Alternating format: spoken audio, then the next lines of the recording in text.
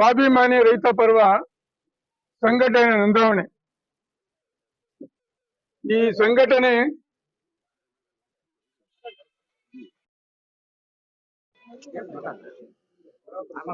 ಸ್ವಾಭಿಮಾನಿ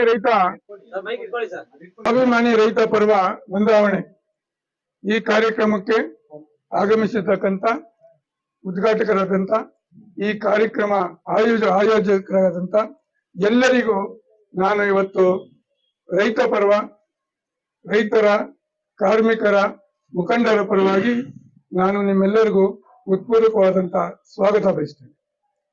ಹಾಗೆ ಈ ಅವಶ್ಯಕತೆ ರೈತರ ಪರವಾಗಿ ಕಾಳಜಿ ಇಟ್ಕೊಂಡು ಈ ಸಂಘಟನೆ ಮಾಡಬೇಕು ಅಂತ ಹೊರಟಿರತಕ್ಕಂತ ರಂಗರಾಜು ಮತ್ತು ಇನ್ನು ಅನೇಕ ಸ್ನೇಹಿತರಿದ್ದಾರೆ. ಅವರ ಹೆಸರುಗಳು ಕಾರ್ಡಲ್ಲಿ ಇದೆ ಅಂತ ಕಾಣುತ್ತೆ. ಅವ್ರಿಗೆಲ್ಲರಿಗೂ ದೇವರು ಈ ಸಂಘಟನೆ ಹೆಚ್ಚಿನ ರೀತಿಯಲ್ಲಿ ಬೆಳೆಸಲಿಕ್ಕೆ ಸಹಕಾರ ಮಾಡಲಿ. ಈ ವೇದಿಕೆ ಮೇಲೆ ಅನೇಕ ಗಣ್ಯಾತಿ ಗಣ್ಯರು ಉಪಸ್ಥಿತರಿದ್ದಾರೆ. ಅವ್ರಿಗೂ ಕೂಡ ನನ್ನ ವಂದನೆಗಳು. ಇಂತಹ ಸಂಘ ಸಂಸ್ಥೆಗಳಿಗೆ ಇನ್ನು ಹೆಚ್ಚಿನ ರೀತಿ ಸಹಕಾರ ನೀಡಲಿ ಅಂತ ನಿಮ್ಮೆಲ್ಲರ ಹತ್ರ ಕೇಳ್ಕೊಂತೀವಿ.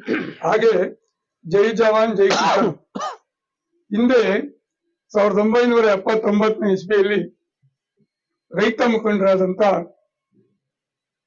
ಒಬ್ರು ಒಂದು ಸ್ಟೇಷನ್ಗೆ ಹೋಗ್ತಾರೆ. ರೈತರ ಪರವಾಗಿ ಒಂದು ದೂರು ಕೊಡ್ಲಿಕ್ಕೆ ಅಲ್ಲಿ ಹಾಸ್ಯ ಪರವಾಗಿ ನೋಡ್ತಾರೆ. ಉತ್ತರ ಪ್ರದೇಶದಲ್ಲಿ 79ನೇ ಇಸ್ವಿಯಲ್ಲಿ 2 ಜೋಡೆತ್ತುಗಳು ಕಳೆದೋಗಿದೆ ಅಂತೇಳಿ ಒಂದು ದಾಖಲೆ ಮಾಡಿ ಕಂಪ್ಲೇಂಟ್ ನೋಂದಾವಣೆ ಮಾಡಕ್ ಹೋಗ್ತಾರೆ. ಆಗ ಅವ್ರ ಇದ್ದಿಷ್ಟು ವೇಷಭೂಷಣ ಅವ್ರ ನಡೆ ನುಡಿ ನೋಡಿ ಅವ್ರನ್ನ ಅಸಹ್ಯವಾಗಿ ಕಾಣ್ತಾರೆ, ಕೇವಲವಾಗಿ ಕಾಣ್ತಾರೆ. ಒಂದು 35 ರೂಪಾಯಿ ಕೂಡ ಲಂಚವಾಗಿ ಕೇಳ್ತಾರೆ. ಆದ್ರೆ ಅದಕ್ಕೂ ಒಪ್ಕೋತಾರೆ. ನೀನ್ ಹೆಬ್ಬೆಟ್ಟ ಅಥವಾ ಸೈನ ಹುಡ್ಕೊಡ್ತೀವಿ ನೋಡ ನಡಿ ಅಂತ ಕೇವಲ ಮಾಡ್ತಾರೆ. ಅವ್ರು ಯಾರು ಅಲ್ಲ, ಚೌಧರಿ ಚರಣ್ ಸಿಂಗ್, ರೈತರ ಪರವಾಗಿ ಹೋರಾಡುವಂತ ಪ್ರಧಾನಿ. ಅವ್ರಿಗೆ ಗೊತ್ತೇ ಇರಲ್ಲ.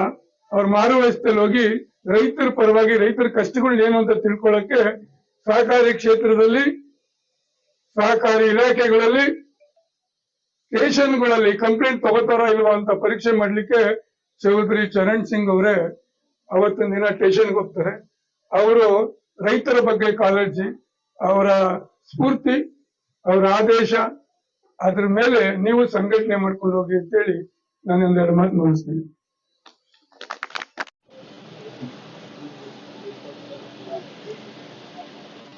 ವೇದಿಕೆ ಮೇಲೆ ಆಸೀನರಾಗಿರ್ತಕ್ಕಂಥ ಎಲ್ಲ ರೈತ ಮುಖಂಡಗಳೇ, ಹೆಸರು ಗೊತ್ತಿಲ್ಲ, ಯಾರು ಅನ್ಯತಾ ಭಾವನೆ ಮಾಡ್ಕೋಬೇಡಿ. ಹಾಗೂ ವೇದಿಕೆ ಮುಂದಿರ್ತಕ್ಕಂಥ ಎಲ್ಲ ಸಂಘದ ಪದಾಧಿಕಾರಿಗಳೇ, ಎಲ್ಲ ಆತ್ಮೀಯರೇ, ಇವತ್ತು ರೈತರ ವಿಶ್ವ ದಿನಾಚರಣೆ ಒಂದು ಸ್ವಾಭಿಮಾನಿ ರೈತ ಪರ್ವ ನೋಂದಣಿಯನ್ನ ಮಾಡ್ಕೊಂಡು ಇವತ್ತು ಸಂಘ ಉದ್ಘಾಟನೆ ಆಗ್ತಾ ಇದೆ. ಈ ಸಂಘ ರೈತರ ಧ್ವನಿಯಾಗಿ ಕರ್ನಾಟಕ ರಾಜ್ಯದಲ್ಲಿ ಉತ್ತಮವಾದ ರೈತ ಪರವಾದ ಹೋರಾಟಗಳನ್ನ ಮಾಡಲಿ ಅಂತೇಳಿ ಈ ಶುಭ ಸಂದರ್ಭದಲ್ಲಿ ಹಾರೈಸ್ತಾ, ಈಗಾಗಲೇ ರೈತರ ಮುಖಂಡರು, ಅಧ್ಯಕ್ಷರುಗಳು ರೈತರಿಗೆ ಏನೇನು ಆಗ್ಬೇಕು, ಮುಂದೆ ಮಾಡಬೇಕು ಸರ್ಕಾರ ಅನ್ನೋದ್ರ ಬಗ್ಗೆ ಎಲ್ಲ ವಿವರವಾಗಿ ನಮ್ಮಿಂದ ಜಾಸ್ತಿ ರೈತರ ಪರ ಹೋರಾಟ ಮಾಡ್ತಕ್ಕಂಥವ್ರು ಹೇಳಿದ್ದಾರೆ. ಇಲ್ಲಿ ನಾವೇನು ಅವ್ರ ಬಗ್ಗೆ ಹೆಚ್ಚಾಗಿ ಮಾತಾಡ್ಬೇಕು ಅಂತ ಅನಿಸ್ತಾ ಇಲ್ಲ. ಆದ್ರೂ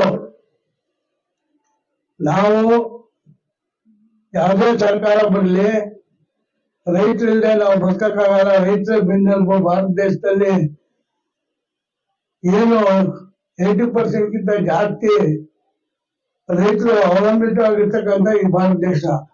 ಬರೀ ಭಾಷಣ ಮಾಡ್ತಾರೆ, ಬರೀ ಬೂಟ ಬಿಡ್ತಾವ್ರೆ.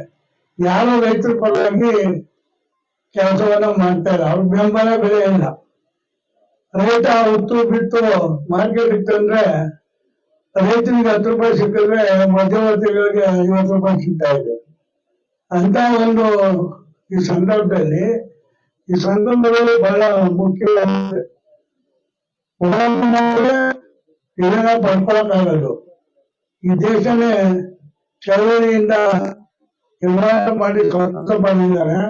ಅದೇ ರೀತಿ ನಿಮ್ಮ ಮಕ್ಕಳನ್ನ ಪಡಿಬೇಕಾದ್ರೆ ಹೋರಾಟ ಬೇಕಾಗ್ತದೆ. ಹೋರಾಟಕ್ಕೆ ಯಾರು ಒಬ್ಬ ಮುಖ್ಯವಾಗಿ ಮೇಲಾಗಿ ನಿಂತ್ಕೊಂಡು ಸಂಘದ ಅಧ್ಯಕ್ಷರು ಪದಾಧಿಕಾರಿಗಳು ಹೋರಾಟ ಮಾಡಿದ್ರೆ ರೈತರಿಗೆ ನ್ಯಾಯ ಕೊಡಿಸಬಹುದು ಅನ್ನೋ ನನ್ನ ಭಾವನೆ.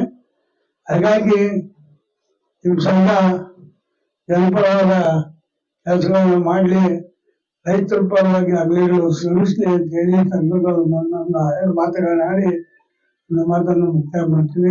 ವ್ಯಕ್ತ ಮಾಡಿ ದೇವೇಗೌಡರ ಅಧ್ಯಕ್ಷತೆಯಲ್ಲಿ ಸ್ವಾಭಿಮಾನಿ ರೈತ ಪರ್ವ ಎಂದು ನೂತನವಾಗಿ ಪ್ರಾರಂಭ ಮಾಡುವ ಶಾಖೆಯಿಂದ ರೈತರಿಗೆ ಬೆನ್ನೆಲುಬಾಗಿ ನಿಂತ್ಕೊಳ್ಳಿ, ರೈತರ ಪರ ಕಾಳಜಿ ವಹಿಸಲಿ, ರೈತರ ಕುಂದುಕೊರತೆಗಳಿಗೆ ಏನು ಸಮಸ್ಯೆ ಬಂದ್ರು ಅವರು ಎಲ್ಲರ ಒಗ್ಗಟ್ಟಿನಿಂದ ಕೆಲಸ ಮಾಡ್ಲಿ ಅಂತ ಹೇಳ್ತಾ ಅವರು ಮತ್ತು ಅವರ ಸಂಘಟನೆಯಲ್ಲಿ ಸುಮಾರು ಜನ ಇದ್ದಾರೆ. ಎಲ್ಲರ ಹೆಸರು ಹೇಳಕ್ಕಾಗೋದಿಲ್ಲ, ತುಂಬಾ ಜನ ಇದ್ದಾರೆ.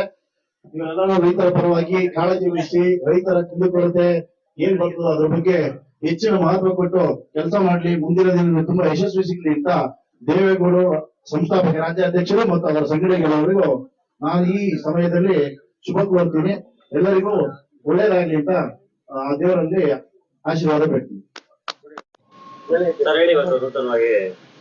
ಇವತ್ತು ಏನಪ್ಪ ಇಲ್ಲಿ ಸೇರ್ತಕ್ಕಂತ ವಿಶೇಷ ಅಂದ್ರೆ ನಮ್ಮ ಎಲ್ಲಾ ರೈತ ಸಂಘಟನೆಗಳು ಏನ್ ಮಾಡ್ತಾ ಇದಾವೆ ಅಂದ್ರೆ ಈ ರಾಜಕೀಯ ಪ್ರಯುಕ್ತವಾಗಿ ರಾಜಕೀಯ ಏನು ಹಿನ್ನೆಲೆಯಲ್ಲಿ ಹೋಗ್ತಾ ಇದಾವೆ. ನಮ್ಮ ಉದ್ದೇಶ ಏನು ಅಂದ್ರೆ ನಮ್ದು ರೈತ ಸಂಘ ಏನ್ ಸ್ಥಾಪನೆ ಮಾಡಿದ್ವಿ ರಾಜಕೀಯ ಹಿನ್ನೆಲೆಯಲ್ಲಿ ಹೋಗ್ಬಾರ್ದು, ರೈತ ಹಿನ್ನೆಲೆಯಲ್ಲೇ ಹೋಗ್ಬೇಕು ಅಂತ ಹೇಳ್ಬಿಟ್ಟು ಒಂದು ಕಾರಣದಿಂದ ಇವತ್ತೆಲ್ಲ ರೈತ ಕುಟುಂಬದ ಸದಸ್ಯರೆಲ್ಲ ಸೇರಿ ಒಂದು ರೈತ ಸಂಘ ಸ್ಥಾಪನೆ ಮಾಡಿದ್ದೀವಿ. ರೈತರಿಗೆ ಬೆನ್ನೆಲುಬಾಗಿ ನಿಂತು ಬೆಂಗಳೂರಿನಲ್ಲಿ ಇವತ್ತು ಒಂದು ಶಂಕುಸ್ಥಾಪನೆ ಮಾಡಿದ್ದೀವಿ. ನಮ್ಮ ಬಳ್ಳಾರಿಯಿಂದ ಆಗಿರ್ಬೋದು, ಚಿತ್ರದುರ್ಗದಿಂದ ಎಲ್ಲ ಒಂದು ನಾನಾ ಮುಖಂಡರುಗಳು ಬಂದಿದ್ದಾರೆ. ಮುಂದಿನ ದಿನಗಳಲ್ಲಿ ನಮ್ಮ ರಾಜ್ಯ ಮಟ್ಟದಲ್ಲಿ ಶಾಖೆಗಳನ್ನು ಸ್ಥಾಪಿಸಿ ನಾವು ಒಂದು ಹೆಚ್ಚಿನ ರೀತಿಯಲ್ಲಿ ಬೆಳೆಸಬೇಕು ಅನ್ನೋ ಉದ್ದೇಶ ಇಟ್ಕೊಂಡು ಇವತ್ತು ನಮ್ಮ ಗಣ್ಯಾಧಿಕಾರಿಗಳನ್ನ ಕರೆದು ಒಂದು ಉದ್ಘಾಟನೆ ದೀಪ ಬೆಳಗುವ ಮುಖಾಂತರ ಉದ್ಘಾಟನೆ ಮಾಡಿದ್ದೀವಿ. ಇನ್ನು ಹೆಚ್ಚಿನ ರೀತಿ ರೈತರು ಎಚ್ಚೆತ್ಕೋಬೇಕು ಅಂತ ಹೇಳ್ಬಿಟ್ಟು ಈ ಅಕ್ರಮಗಳ ವಿರುದ್ಧ ಎಚ್ಚೆತ್ಕೊಂಡು ನಮ್ಗೆ ಸಹಕಾರ ಕೊಡಿ, ನಾವು ನಿಮ್ಮ ಪರವಾಗಿ ಪ್ರತಿನಿತ್ಯ ಹೋರಾಟ ಮಾಡಿ ಸಿದ್ಧರಿದ್ದೇವೆ ಅಂತ ಹೇಳ್ಬಿಟ್ಟು ಹೋಗ್ತಾ ಇದ್ದೀವಿ. ರಾಷ್ಟ್ರೀಯ ರೈತರ ದಿನಾಚರಣೆ ಆಗಿದೆ. ಅವತ್ತಿನ ದಿವಸನೇ ನಮ್ಮ ಸ್ವಾಭಿಮಾನಿ ರೈತ ಪರ್ವ ನೂತನವಾಗಿ ಹಮ್ಮಿಕೊಂಡಿರುವ ನಮ್ಮ ದೇವೇಗೌಡರು ಅವರ ಸಂಘಟನೆಗಳು ಎಲ್ಲರಿಗೂ ಚಾಮುಂಡೇಶ್ವರಿ ಮುಂದಿನ ದಿನಗಳು ಒಳ್ಳೇದಾಗ್ಲಿ. ಈ ರೈತರು ಮುಂದಿನ ದಿನಗಳಲ್ಲಿ ಹೋರಾಟ ಮಾಡ್ತೇವೆ. ಈ ವಿಚಾರ ಏನು ಇನ್ನೂ ಹೇಳ್ತಕ್ಕಂಥ ತುಂಬಾ ವಿಚಾರ ಇದೆ. ಏನಾಗಿದೆ ಈಗ ಅಡಿಕೆ, ತೆಂಗು, ಮಾವು ಎಲ್ಲದಕ್ಕೂ ನಮ್ಮ ಸರ್ಕಾರದಿಂದ ಅನ್ಯಾಯ ಆಗ್ತದೆ. ಕಬ್ಬು ಅಂತ ಅಂದೇ ಅಲ್ಲ, ಭತ್ತ ಅಂತ ಅಲ್ಲ, ಏನಾಗಿದೆ ಅಂದ್ರೆ ತುಂಬಾ ಅನಧಿಕೃತ ಏನು ಬ್ಯಾನ್ ಆಗಿರ್ತಕ್ಕಂಥ ವಸ್ತುಗಳನ್ನೆಲ್ಲ ಇವ್ರು ಜಾಸ್ತಿ ಮಾಡಿಕೊಂಡು ರಾಸಾಯನಿಕಗಳನ್ನೆಲ್ಲ ಬಳಸ್ತಾ ಇದ್ದಾರೆ, ಕೆಮಿಕಲ್ ಬಳಸ್ತಾ ಇದ್ದಾರೆ. ಎಲ್ಲ ತಂದು ರೈತರುಗಳಿಗೆ ಗೊತ್ತಿಲ್ಲ, ನಿಮ್ಗೆ ದುಡ್ಡು ಕೊಡ್ತೀವಿ ಜಮೀನುಗಳಿಗೆಲ್ಲ ಬಿಟ್ಟು ಭೂಮಿ ಫಲವತ್ತತೆಗಳನ್ನ ಹಾಳು ಮಾಡ್ತಾ ಇದ್ದಾರೆ. ಈ ಇಂಡಸ್ಟ್ರಿಗಳು ಎಲ್ಲ ಸೇರ್ಕೊಂಡು ಅದು ರೈತರುಗಳಿಗೆ ಗೊತ್ತಿಲ್ಲ, ಅದನ್ನ ಮನವರಿಕೆ ಮಾಡ್ಕೊಡ್ಬೇಕು. ಅವ್ರು ಏನು ಮನವರಿಕೆ ಮಾಡ್ಕೊಡ್ಬೇಕು ಉದ್ದೇಶದಿಂದ ನಾವು ಇದನ್ನೆಲ್ಲ ಮಾಡ್ತಾ ಇದ್ದೀವಿ. ರಾಜಕೀಯದಲ್ಲಿ ರೈತರೇ ಎಲ್ಲರೂ ಭಾಗವಹಿಸ್ತಾರ ಏನ್ ರಾಜಕೀಯ ಅದು? ರಾಜಕೀಯದಲ್ಲಿ ಜಿಬಿ ಆಗಿರ್ಬೋದು, ಚುನಾವಣೆ ಆಗಿರ್ಬೋದು, ಯಾವುದ್ರಲ್ಲಿ ಆಗಿರ್ಬೋದು ರೈತರಿಗೆ ಮೊದಲನೇ ಆದ್ಯತೆ ಕೊಡ್ತೀವಿ ಸರ್. ಈಗ ನಾವು ರಾಜಕೀಯ ಪಾರ್ಟಿ ಮಾಡಿರೋದು ಇದು ರೈತ ಸಂಘಟನೆ. ನಾವಿನ್ನು ರಾಜಕೀಯವಾಗಿ ಇನ್ನು ಚಿಂತನೆ ಮಾಡಿಲ್ಲ. ಮುಂದಿನ ದಿನಗಳಲ್ಲಿ ರೈತರು ಒಗ್ಗೂಡಿದ್ರೆ ನಾವೇ ನಾಯಕತ್ವ ವಹಿಸಿಕೊಂಡು ರಾಜಕೀಯ ಮಾಡ್ತೀವಿ ಅಂತ ಒಗ್ಗೂಡಿದ್ರೆ ಅದಕ್ಕೆ ಅವಕಾಶ ಮಾಡೋಣ, ಅದ್ರ ರೀತಿ ಹೋರಾಟ ಮಾಡೋಣ. ಈಗ ಸದ್ಯದ ಪರಿಸ್ಥಿತಿ ನಾವು ಮಾಡಿರ್ತಕ್ಕಂಥ ರೈತರನ್ನ ಒಗ್ಗೂಡಿಸಿ ಅವರಿಗೆ ನ್ಯಾಯ ದೊರಕಿಸ್ಬೇಕು, ರೈತ ಎಲ್ಲೇ ಆದ್ರೂ ಬೆಲೆ ಕೊಡ್ಬೇಕು ಅನ್ನೋ ಉದ್ದೇಶದಿಂದ ಒಂದು ಸಂಸ್ಥೆನ ಸ್ಥಾಪನೆ ಮಾಡಿದ್ದೀವಿ. ಅವರ ರೈತರು